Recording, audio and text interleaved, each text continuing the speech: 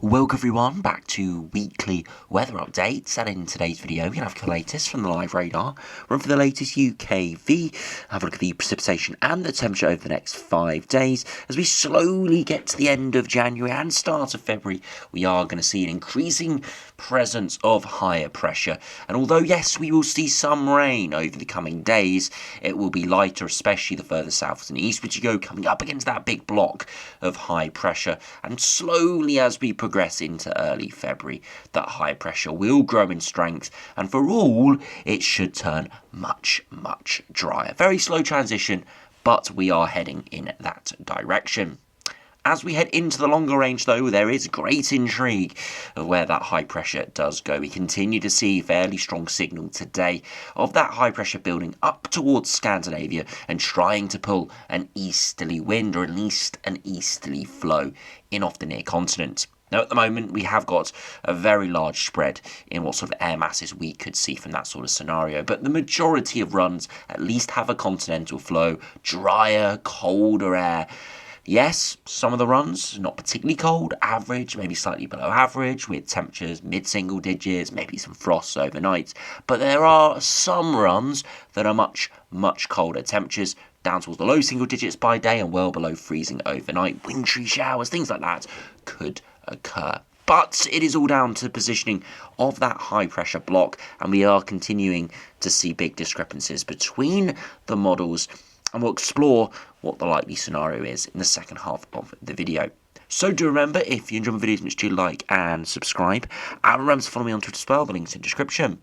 Now if you start on the live radar, you can see we have got high pressure building in the east, but we are seeing some rain moving in from the west overnight tonight. This will transition eastwards and southwards through this evening, clearing the far southeast by around lunchtime tomorrow, that is Friday lunchtime, and it will produce a bit of snow across some of the higher ground of Scotland and northern England. But it is quite a large weather front at the moment, but it will fizzle out very quickly as it progresses eastwards, becoming lighter and less persistent as it clears towards that southeast corner. Now overnight tonight, ahead of that weather front, temperature's going to drop close to freezing, if not below freezing in quite a few areas. As you can see here, frost developing quite widely already, and I'm only recording this around 7:30 in the evening. But with that cloud building in, those temperatures will rise, and we are expecting really rain towards low-lying areas, only the higher ground seeing a bit of snow within this system. So for a lot of this evening though, it will be really quite chilly. Ice will be a risk, and even into tomorrow morning, still a risk of some ice in places, especially where that weather front does move through quite quickly. Now, if you look at the latest UKV now, you can see that precipitation clearing through today, or through this evening, sorry, with a bit of precipitation turning to snow in some of those northern regions. But you see it fizzles away and clears the far southeast around lunchtime through Friday. And the rest of the day actually looks really quite nice. A lot of sunshine breaking through, bits and bobs of cloud, and maybe a bit of drizzle in the far south and east, but generally not too bad. As we progress into Saturday, another weather front tries to push in for the first day of February, but again, having not a lot of success up against that high pressure. Takes a really long time to push in. Could actually bring a lot of heavy rain there for Northern Ireland and the Republic of Ireland, where it stalls for it slowly transition eastwards. And you can see it fizzles away into nothing really as we head through Sunday. Into Monday, another weather front tries to approach, and again has a little bit more success, but again fizzles away as it progresses southwards and eastwards. Where it does stall though, it could drop quite a bit of precipitation. This is the fight early on in February between low pressure still trying to push in from the northwest and high pressure trying to build in from the southeast. As we'll see in the long range charts in a moment's time, we are going to see that high pressure winning out further on into February. Now, do look at the max temperatures. You can see overnight tonight, temperatures dropping down towards freezing, but as the precipitation moves in, temperatures will rise, probably a few degrees above freezing by the morning. Into tomorrow afternoon, not a particularly mild day, mid-single digits, maybe 8 or 9 at best in the west. So generally chilly, but pretty dry with sun breaking through, especially in the west. As we press into the first day of February, temperatures cold overnight, but nothing amazingly cold. A frost in northern and western areas, but slightly milder where we have got cloud. Again, around the mid-single digits for most. And then progressively through the weekend, it remains with those fairly chilly temperatures, around 5 to 7 degrees there through Sunday and into Monday. Maybe slightly warmer, 8 to 10, and Tuesday again around that 8 to 10. But expect those temperatures to drop off a little bit further as we do progress increasingly into February, with the risk of those more continental flows starting to develop. Now, if you head over to the latest GFS now, we continue to see a bit of a westerly flow over the coming days, but high pressure is becoming more of an influence, which is halting those weather fronts, and that's why we see lots of those slow-moving weather fronts, with it slowly degrading away. As we progress increasingly into February, you see those high pressure systems move towards Scandinavia. There is a cold pool sat here well out to our east, and that is going to try and push our way. However, there is a lot of uncertainty about the timings and positionings. This latest GFS does pull in an easterly wind, but perhaps doesn't quite get that very cold air mass in, and it kind of keeps us chilly easterly flow before eventually, longer term, we could see those westerly winds breaking back through. But with that big block to our northeast, it's not going to be particularly unsettled as those lows really struggle to break through. And instead, we actually remain fairly cold with potential precipitation. So the risk of some snow is definitely there all the way out to 384 hours. Again, fairly blocked to our northeast, trying to hold this big pool of cold air across northern and western Europe while the jet stream is trying to break through. So it's not a classic easterly wind, but with all that high pressure and blocking towards Svalbard and Scandinavia, it does mean that generally we're chilly, cold at times, with a continental flow, meaning the risk of frost and just generally cold conditions are very high. And there is a risk, yes, probably low risk, but a risk of some winteriness if we do see some weather fronts bumping in to some of that colder air. Now, do have a look at the latest GEM.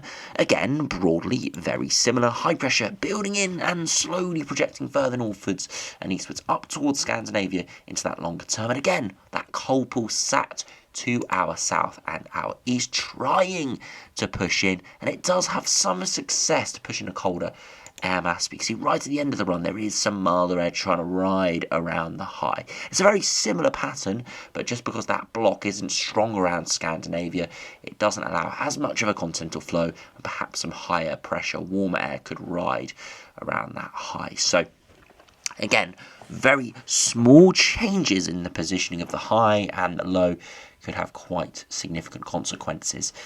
So yeah, we'll have to wait and see for that, but GM very similar with its positioning of the high. Just slight alterations means perhaps more of a westerly influence than an easterly influence. And if you finish by looking at the latest ECMWF, it's broadly very similar. Again, we see high pressure building in, stretching further northwards and eastwards, and again trying to push an easterly wind in. It does have some success. Some colder air gets in, more chilly air than anything remarkably cold, and just keeps us below average there into early February. So not too remarkable from the ECMWF this evening, but we are seeing lots of oscillating runs. So runs earlier today were a lot more eye-catching than these runs have been. And we can see that now from the latest Ensembles. These are the latest GFS, and you can see lots of uncertainty into the longer range. There is quite a significant cluster that's down to that -6 to -10 degree range, which would be cold enough for snow. And you can even go back to the 6 o'clock run this morning. There's even bigger cluster, so definitely movement between the runs, and the operational 6 o'clock run was very, very cold earlier today. So yeah, alterations between ensemble runs, but sort of the message and the trends are clear of a cooling trend there from around the 5th of February onwards.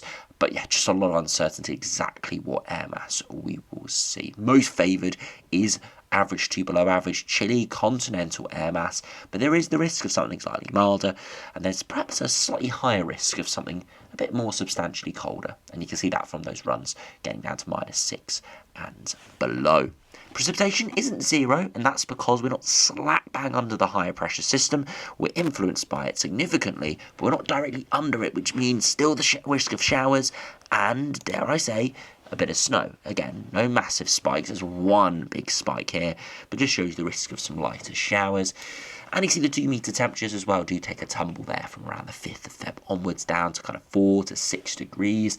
And the biggest thing, as I pointed out yesterday, is those dew points. Quite a big clustering of below freezing dew points from around the 5th of February onwards.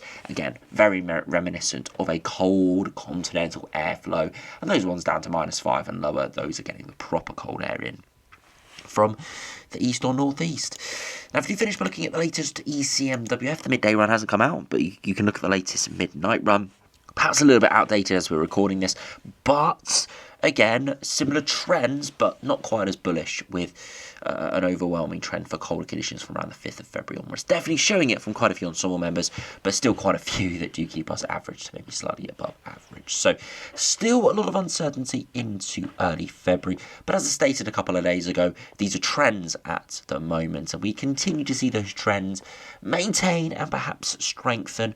But I will sort of assume then in the next couple of days we'll see a lot stronger sort of changes, perhaps a much stronger trend developing as we do get nearer and nearer to those potential easterly winds arriving. Could it be like we saw a couple of weeks ago where some very cold ones appeared and then it disappeared overnight? Or could this be one of those where it does slowly develop into something a little bit more potent? We did see a similar pattern, I think last January 2024, where we saw an easterly wind in the outlook. It wasn't looking that cold, but as we got closer and closer to the event, quite a big cold pool eventually did actually develop, and it did go very cold for a few days. So I wouldn't be surprised if a scenario like that did occur once again, but we'll just have to wait and see. Still all options on the table, but definitely a chilly continental foe looks like it could be arriving as we do head into early February.